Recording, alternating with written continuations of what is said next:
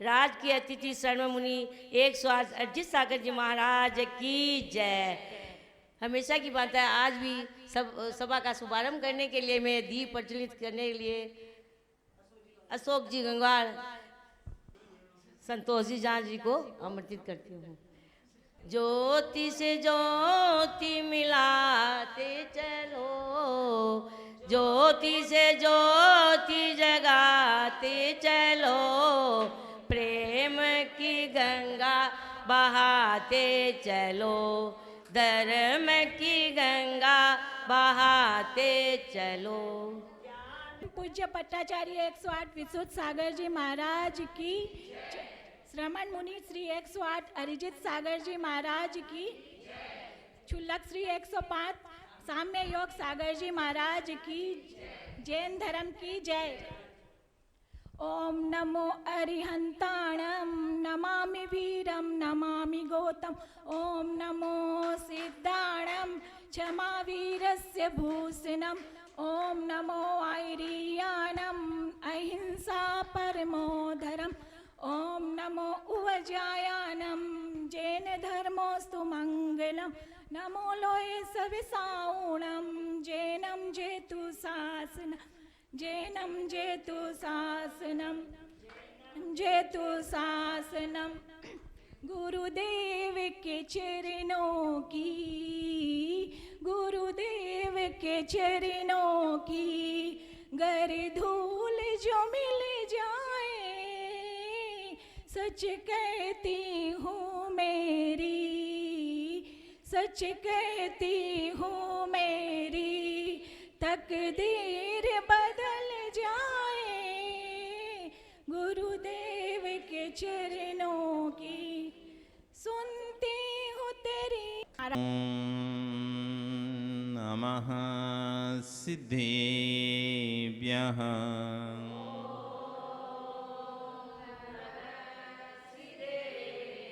ओम नमः सिद्धेभ्यः।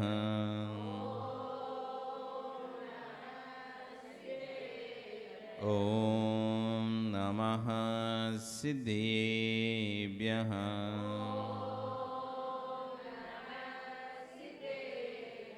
तिरेणी खग्गणाय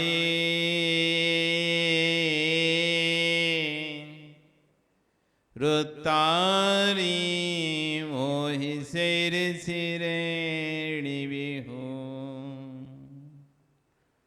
आयरी राव पसियो परवादिनियो भव्य जी लोए,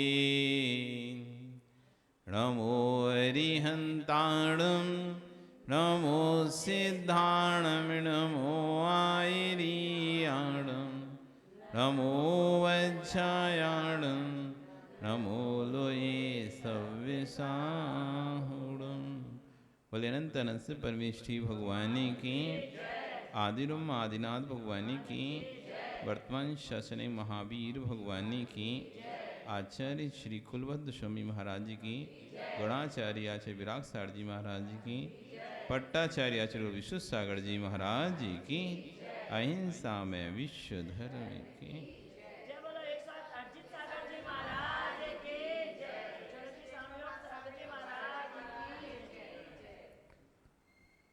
भवबंधु, वर्तमान शासन एक वर्धमान स्वामी के शासन में तीर्थंकर प्रभु की चरण विश्राम में बैठकर हम सभी जिन दिशना का श्रवण कर रहे हैं।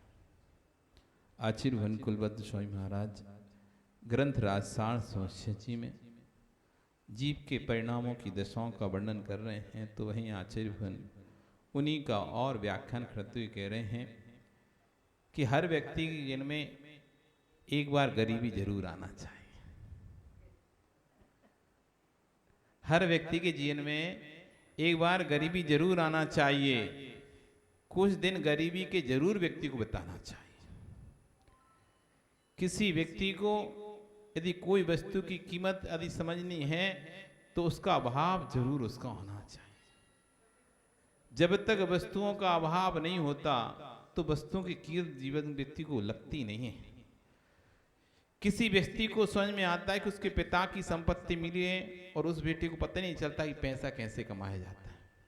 जिस व्यक्ति को अपने पिता की संपत्ति मिली हो वो व्यक्ति कभी उस संपत्ति की कीमत नहीं समझ पाता, उसको व्यय कर देता है। लेकिन जिस बेटे ने अपनी मेहनत से कमाई है उसकी कीमत समझता है। एक बार एक नगर में एक बहुत बड़ा हीरों का व्यापारी रहता था। उसकी एक संतान थी, इकलौती संतान थी, और खूब सताई है कि जब जिसके पास पैसा अधिक होता है तो उसके बच्चे के हाथ खुले रहते हैं। खूब व्यय करता था, खर्च करता था।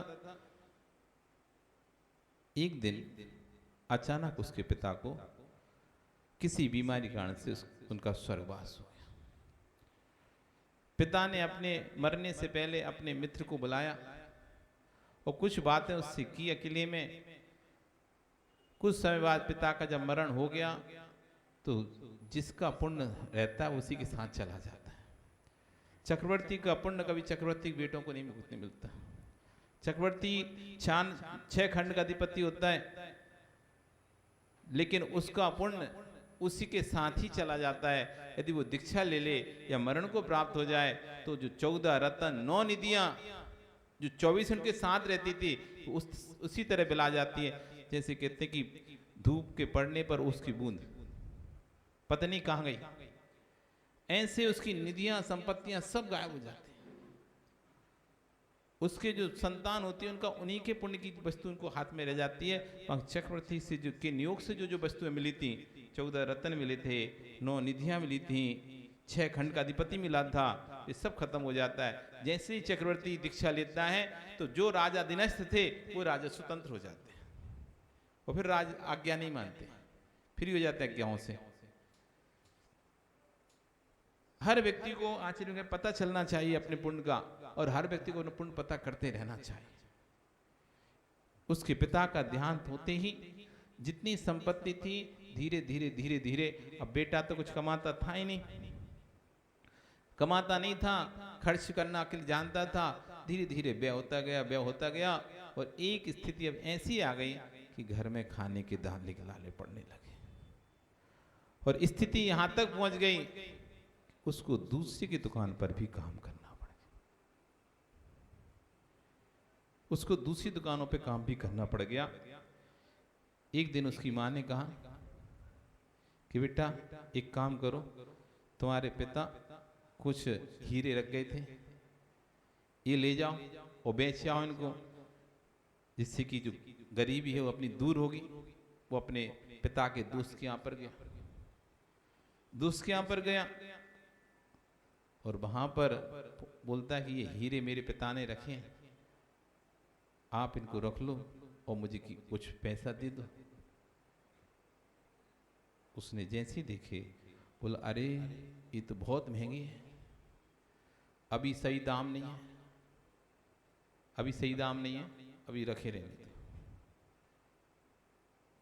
बाद में तुम इनको बेचना, अभी तुमको पैसे की जरूरत है, मेरे दुकान पे काम करो। और उसको काम करवाता है अपनी दुकान पर, हीरों का जौहरी पारखी बनाता है। इधर एक घटना और दूसरी थी, एक मित्र और उसका स्वर्गवास हो गया, उसका भी एक संतान थी, वो भी इसी तरह से थी और उसको भी उस मित्र ने समझा के कुछ गया था। वो मित्र भी दर दर ढूंढ रहे हैं, धीरे धीरे संपत्ति खत्म होने से दर दर ठोकर खाते रहा और उसको भी उसने आगे जाके अपनी दुकान पे काम पे रख लिया। दोनों लड़के अपनी काम कर रहे हैं, दोनों के पिता जा चुके हैं।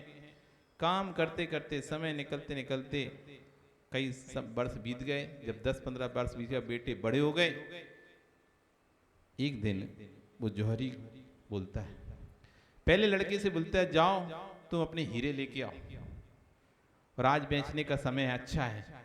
वो खुश खुश होकर जाता है और जैसे ही हीरे निकालता है और देखता है वो तो हीरे थे ही नहीं, वे तो कांच के टुकड़े थे, हीरे थे ही नहीं। वो आकर वापस कहता है ये क्या, आप तो बोल रहे थे हीरे हैं, वो तो कांच के टुकड़े थे, आपको तो पहले पता था, पर आपने अभी तक इतने साल से बताया क्यों नहीं? तो बेटा मैं चाहता था तू पहले सीख जा। यदि तुझे हीरे की परख यदि पता नहीं होती और मैं कहता ये कांच है, तो तू मुझ पर ये आरोप लगाता कि हड़पना चाहते हैं मेरे हीरे, इसलिए कांच बता रहे हैं। अब तू हीरे का पारखी हो गया, अब तुझे समझ में आ रहा है हीरा क्या है, कांच क्या है। तूने स्वयं जब दर दर की ठोकरें खाई और तूने खूब करना खुद सीख लिया, अब तुझे हीरे और कांच में फर्क खुद पता चल जाएगा। अब तुझे हर चीज की कीमत समझ में आएगी। दूसरे व्यक्ति से भी कहा, अरे तुम बेटा ऐसे एक काम क्यों करते, तुम तो सेठ हो। उसने कहा, क्या अंकल मजाक करते हुए, कहाँ ही सेठ हूँ। नहीं तुम बहुत बड़े सेठ हो, मैं देखो तो आपके यहाँ काम कर रहा हूँ और आप मुझसे मजाक कर रहे हो। सेठ होता तो आपके यहाँ काम क्यों करता। उसने कहा, एक काम करो, तुम घर जाओ, वो दीवार को तोड़ो, एक दीवार बताई, और जब आप उसमें तोड़ोगे तो आपको कुछ मिलेगा। और उसने जाकर दीवार तोड़ी, उसमें खूब सोने चांदी निकला। तब वो आके फिर एक तो आके इनका शुक्रिया कहता, अब वो दूसरा आके से लड़ रहा है, तुमने मुझे पहले क्यों नहीं बताया कि मेरे घर में इतना सोना पड़ा हुआ है। बेटा तुम कोई पैसे की कीमत थी नहीं, अगर मैं बता भी देता तो तुम जैसे और संपत्ति नष्ट कर दिए वैसे ये संपत्ति भी नष्ट कर देते। इसलिए पहले गरीबी के कुछ समय देख लेना चाहिए व्यक्ति को। पहले के राजा महाराजा लोग अपनी संतान को राजा ही बनाते ना, पहले वो प्रजा के बीच में रखते थे, प्रजा के बीच में छोड़ते थे। प्रजा के साथ रहना सीखो, पहले गरीबी में रहना सीखो। रास में राजा ही ठाट बाट में रहोगे तो कभी तुम दूसरों के दर्द को नहीं समझ पाओगे। जब तक हम दूसरों के बीच में नहीं रहते, आचार्यगण हम लोगों को भी जब समझाते थे, ये प्रवचन अपने करते थे, बोलते साधु बनने से पहले श्रावक बनना चाहिए, डायरेक्ट साधु नहीं बनना चाहिए बिना श्रावक। आप घर से आए और महाराज जी हमको बैराग हो दीक्षा दे दो, नहीं, पहले महीना साल 6 महीना चौका लगाओ, साधुओं को हार कराओ। कि क्यों, ऐसा क्यों? साल 6 महीना खूब चौका लगाओ, साधुओं को हार कराओ, उसके बाद दीक्षा लो। हम पूछते हैं ऐसा क्यों? जरूर थोड़ी नहीं चौका लगाए उसके बाद दीक्षा लें, कि नहीं लगाओ, इसलिए लगाओ। जब तुम चौका लगाओगे तो तुम्हें पता चलेगा चौका लगाने में कितनी मेहनत होती है। जब तुम चौका लगाओगे तो तुम्हें पता चलेगा चौका लगाने में कितनी मेहनत होती है, कितना समय व्यय होता है, कितना धन खर्च होता है। क्योंकि जब तुम साधु बन जाओगे तो चौके से भागोगे नहीं, तुम उसकी पीड़ा समझोगे कि यदि मैं यहां से लौटूंगा तो इसको कितना दुख होगा, इसका कितना नुकसान होगा। नहीं तो सूखे सूखे साधु बन गए, कभी चौका लगाए नहीं और ऐसे साधु हैं तो तुम्हें उसकी कभी मेहनत कीमत को पता ही नहीं चलेगा कि एक श्रावक कितनी मेहनत से सुबह से उठ के नहीं कितनी मेहनत करता है, तब जाके चौका तैयार होता है। जब तुम खुद लगाओगे तुम्हें पता रहेगा। तो जब किसी श्रावक के घर तुम जाओगे तो छोटी मोटी गलतियों पर छोड़ के भगोगे नहीं वहां से स्थान। तुम सोचो ठीक है छोटी गलती माफ करते, इस सुबह से जगा हुआ बेचारा काम कर रहा है, थोड़ा एडजस्ट कर ले। उनके बीच में रहकर जब आप वहां से निकलोगे तो आपको श्रावक की मेहनत की कीमत समझ में आएगी। नहीं तो क्या है, तुम तो बन गए साधु, वो नहीं समझ में आए थोड़ी हूं और पीछे कौन भाग गए। अब उसका तो दिल कैसा दुखता है, सुबह से मेहनत कर रहा था, सुबह से पड़गान के लिए सुबह से इतना सामग्री तैयार किया, सब कुछ छोड़ा, बच्चों को भी नहीं देखा, तुम्हारी सेवा में लगा रहा और तुम बस एक छोटी सी गलती हुई और पीछे लेकर भाग लिए। उसके भीतर क्या बीतती होगी ये तब पता चलेगा जब तुम चौका लगाओगे और कोई तुम्हारे चौके से लौट जाएगा तो तुम्हें पता चलेगा कैसा दर्द पीड़ा होती है। इसलिए हर दिन मतलब हर व्यक्ति के जीवन में आश्चर्य करें, पिता की संपत्ति मिली हो उस बेटे को पता नहीं चलता कि पैसे कैसे कमाता है, स्वयं पैसा कमाकर खड़ा होता है, उसको मालूम रहता है कि मुझे मालूम है कैसे कमाया जाता है।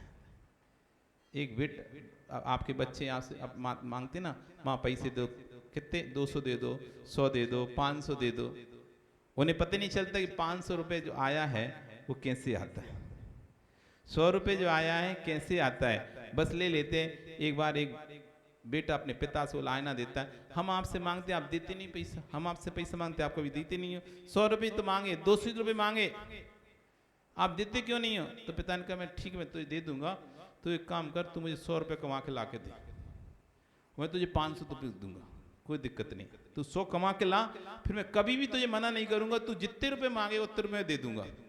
बेटा ने कहा 30 बात बस। वो गया, निकला कमाने के लिए। जब कमाने के लिए निकला तो अब कहीं उसे काम ही नहीं मिला, और उसने चैलेंज करके मैं भी कमा के लेके आता हूँ 100 रुपये, कौन सी बड़ी बात है 100 रुपये कमाना। गया लेकिन कहीं भी काम नहीं मिला। आखिरी में एक होटल पे काम मिला, बर्तन धोने का। अब उसे पैसा कमाना था, और भरी दोपहरी में होटल के बाहर उसको एक बर्तन धोने का काम मिला। पूरा सुबह से लेके शाम तक बर्तन मांजते मांजते पसीना पसीना हो गया, और एकदम हालत खराब। तब जाके उस शाम को उसको 100 रुपये मिले। बड़ा खुश। अब पिताजी अब हो गया, अब पिताजी कभी मना नहीं करेंगे मुझसे, आज मैंने देखो बताऊंगा मैंने कमाया है। और खुशी खुशी घर पहुंचा, पिता से बोला लो मैंने कमा लिए। तो पिता ने कहा ठीक है तुमने कमा लिए, एक काम करो 10 रुपये मुझे दे दो। उसने बड़े खुश, लो आप देखो आपने मांगा मैं दे रहा हूँ। 10 रुपये दे दिए, और जैसे ही उसने 10 रुपये दिए तो पिता ने क्या किया, उसी के सामने उसके 2 टुकड़े कर दिए, फाड़ दिए। जैसे ही नोट फाड़ा उसको तो आग बबूला हो गया। आपको बताया मैं कितनी मेहनत करके लाया था पैसा, और आपने ऐसे ही फाड़ दिए, आपने ऐसे ही फाड़ दिए। आपको नहीं चाहिए थे वापस कर देते, लेकिन इतनी मेहनत से कमाया पैसा आपने ऐसे मेरे सामने। पिता कहता है कितना दुख हो रहा है ना, जब मेहनत से कमाया पैसा कोई तुम्हारे सामने तुम्हारा पैसा बर्बाद करता है तो कितना दुख होता है। ऐसी तुम मेहनत से हो मेरा पैसे को जब तुम मेरे सामने बर्बाद करते हो तो मुझसे पूछो कितना दुख होता होगा। इसलिए जीवन में एक बार गरीबी आना चाहिए। गरीबी आने से व्यक्ति को अपनी जीवन की वैल्यू, अपने लोगों को ऐसा लगता है कि मुझे बहुत सारे लोग पूछते हैं, मैं कहीं भी जाऊंगा किसी को बोलूँगा मेरा काम हो जाएगा। एक बार गरीबी आने दो, जिनको वो दोस्त मान रहा था वे सारे दोस्त ऐसे मुख मोड़ लेते हैं पता भी नहीं चलता। अमीरी में सब दोस्त दिखाई देते हैं, व्यक्ति को ऐसा लगता है अरे ये मेरा ये मेरा साथ देगा, ये मेरा साथ देगा, ये मेरा साथ देगा। तो मैं एक फ़ोन करता हूँ 4 लोग आ जाते हैं, देखो मैं एक फ़ोन करता हूँ 4 लोग मेरे दोस्त आकर बाइक लेके खड़े हो जाते हैं, ये लोग मेरे आ जाते हैं। ये क्यों आ रहे हैं? अभी तुम्हारे पास पैसा है इसलिए। जिस दिन पैसा चला जाएगा फिर 4 में से 1 आ जाए वही बहुत होगा। मालूम जी। फिर आचार्य कह रहे हैं कि स्वयं पैसा कमा कर खड़ा होता है, उसको मालूम रहता है मुझे मालूम है कैसे कमाया है। फिर पुण्य का द्रव्य पुण्य में लगाता है। भैया तेरा ये पुण्य नहीं है कि तुझे पैसा मिला है, इस पर्याय में तेरा पुण्य है कि तेरे भाव कैसे हैं। आचार्य ये तुम्हारा पुण्य नहीं कि तुम्हें को पैसा मिला है, इस पर्याय में ये पुण्य है कि तुम्हारे भाव कैसे हैं। यदि तुम्हारे भाव अच्छे हैं, पैसे का सदुपयोग करने के हैं, दान आदि करने के हैं, तो समझना जो तुम्हें पुण्य पैसा मिला है उसका मिलना सार्थक है। और यदि पैसा मिलने के बाद भी भाव नहीं होते हैं तो कह रहे हैं फिर कोई फायदा नहीं। तेरे पुण्य करने के भाव हैं, ये तेरा पुण्य है। पैसा मिला है ये पुण्य नहीं है, पुण्य रूप परिणाम हो रहे हैं वो तुम्हारा पुण्य है। द्रव्य तो जगत में बहुत सारे लोगों के पास होता है, क्या शरीर मेरे पास नहीं है? क्या शरीर आपके पास नहीं है? शरीर तो आपको ही मिला है। शरीर तो संतोष जी हमको मिला है, आपको मिला है, सबको मिला ना। आपको भी शरीर मिला है, हमको भी गंगवाल जी शरीर मिला ही नहीं आपको? अशोक जी मिला है क्या? नहीं मिला? क्या आत्मा के लिए? हाँ दोनों मिले, हमें क्या मिला है?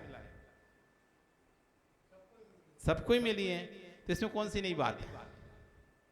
शरीर मिलने पर शरीर जो मिला है वह पूर्व पुण्य के अनुसार मिला है। शरीर वर्तमान में होना पुण्य नहीं है, संभल कर सुनना। शरीर जो मिला है पूर्व पुण्य से मिला है, लेकिन इसे प्राप्त कर लेना मात्र पुण्य नहीं है। जो आपको शरीर मिला है वो पूर्व पुण्य आपका पूर्व का था, उदय में आया। वर्तमान में शरीर से आप क्या कर रहे हो ये आपका पुण्य है। अब इस शरीर का आप उपयोग किस तरह से कर रहे हैं? शरीर तो आपको ही मिला है, शरीर हमको मिला है, इस शरीर का हम उपयोग किस तरह से कर रहे हैं ये पुण्य की बात है। शरीर को सबको मिला है, शरीर मिलना कोई बहुत महत्वपूर्ण नहीं था, वो तो आपका पुराना था तो आपने ले लिया, अब नया क्या किया आपने? नया तो कुछ करा नहीं। इस शरीर का उपयोग आप संयम में भी कर रहे हो, साधना में कर रहे हो, अरहंत की वाणी सुनने में लगा रहे हो, निर्गंतों को दान देने में लगा रहे हो। ज्ञानी, ये तेरा वर्तमान का पुण्य है, ये भविष्य में फलित होगा। हर व्यक्ति का को ऐसा नियोग नहीं मिलता है, मंदिर के सामने से निकल जाएगा, सिर झुकाने के परिणाम नहीं होंगे। हर व्यक्ति की नियोग नहीं होती ऐसे। बहुत सारे जीव आते हैं, कई जीव आते हैं, आप लोगों को छोड़ जाएंगे और पीछे पीछे लौट जाएंगे, दर्शन भी नहीं करेंगे। बहुत से परिवार के डिब्रूगढ़ में भी ऐसे कुछ लोग थे, अपने परिवार के सदस्य को, माँ को छोड़ जाते थे बाहर गेट पे, और गेट के गेट निकल गए दर्शन करने। यहाँ भी मिल जाएंगे, छोड़ने आएंगे, पूरा छोड़ देंगे, लेकिन दर्शन नहीं करें, बिल्कुल सामने से निकल जाएंगे, लेकिन मंदिर के दर्शन के भाव नहीं होंगे। आज गए, कभी मन नहीं करेगा कि मैं प्रवचन सुन लूं। हर व्यक्ति का नियोग नहीं मिलता, मंदिर के सामने से निकल जाएगा, सिर झुकाने के परिणाम नहीं होंगे। यदि अशुभ बंद हो गया है तो कभी मन नहीं करेगा प्रवचन सुनने पहुंच जाऊं। आखिर भैया, दुर्ग की घटना है, हम लोग चरिया को निकल रहे थे, तभी श्वेतांबर साध्वियां निकली थी, वे गली में मुड़कर निकल जाती थी। कभी इष्ट भी अनिष्ट हो जाता है, इष्ट भी अनिष्ट हो जाता है और अनिष्ट भी इष्ट हो जाता है। कभी कभी जो गलत होता है वो सही हो जाता है, सही भी गलत है। इष्ट भी अनिष्ट रूप में फलित हो जाता है और अनिष्ट भी इष्ट रूप में। जैसे आपने कोई वस्तु, आप बच्चे की आप दवाई लेके आए, मान लो किस लिए थे? बच्चे की खांसी ठीक करने के लिए आए थे। अच्छा होगा ना उससे खांसी ठीक हो, पिलाओगे तो। पर आपने कहीं रख दी और किसी ने उठा पूरा ढक्कन खोल दिया और एकदम पी ली, तो इष्ट की जगह अनिष्ट हो गया, उल्टा रिएक्शन कर गया। कोई ऐसी चीज थी जो आपने खाने के लिए नहीं रखी थी और सामने वाले ने खा ली, और खाते तो ठीक हो गया, ठीक हो गया। एक कथानक आता है, गणेश प्रसाद बर्नी का कथानक आता है। गिल्ली डंडा खेल रहे थे, गिल्ली डंडा, और गिल्ली डंडा खेल रहे तो, गिल्ली डंडा जानते हो ना, छोटी गिल्ली, तो उन्होंने गिल्ली और ऐसे दी तो दूर जाकर एक बच्चा खड़ा हुआ था, उसकी आंख में जाके लग गई, और इतनी तेज आंख में लगी कि खून की धारा बह गई।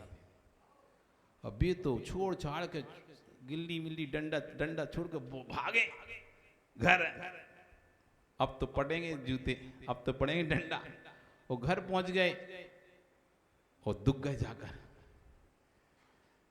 इधर जिसके बच्चे की आंख से खून बह रहा था, उसकी माँ बच्चे को लेकर आ गई, चिरौंजा बाई को आवाज दी, भाई भाई इधर आओ, कहाँ है तुम्हारा बेटा गणेश, बुलाओ इसको, कहाँ है गणेश बेटा, कहाँ है, बुलाओ इसको। तो वो कह रही क्या बात है? अब वो गणेश सुन रहा, अरे मर गए, आज तो गए काम से। बुलाया कि क्या बात है, क्यों? अरे तुम अपने बेटे को बाहर तो निकालो, बाहर तो लेकर आओ। क्या बात हो गई? कहीं मुझे उसके पैर पड़ने हैं। पैर क्यों पड़ने? अरे इस बेटे की आंख में बहुत दिनों से घोरी हो चुकी थी, वो दब्बा ही नहीं रहा था, इस कारण से इसकी आंख ही नहीं खुल रही थी। उसने ऐसे ही गिल्ली मारी, सीधी जाके आंख में लगी और वो घोरी पूरी फूट गई और इसकी आंख खुल गई। इसको दिखने लगा, ऐसे पुण्यात्मा के मुझे पैर पड़ने। अनिष्ट भी देखो उसके लिए इष्ट हो गया, अनिष्ट भी इष्ट हो जाता है।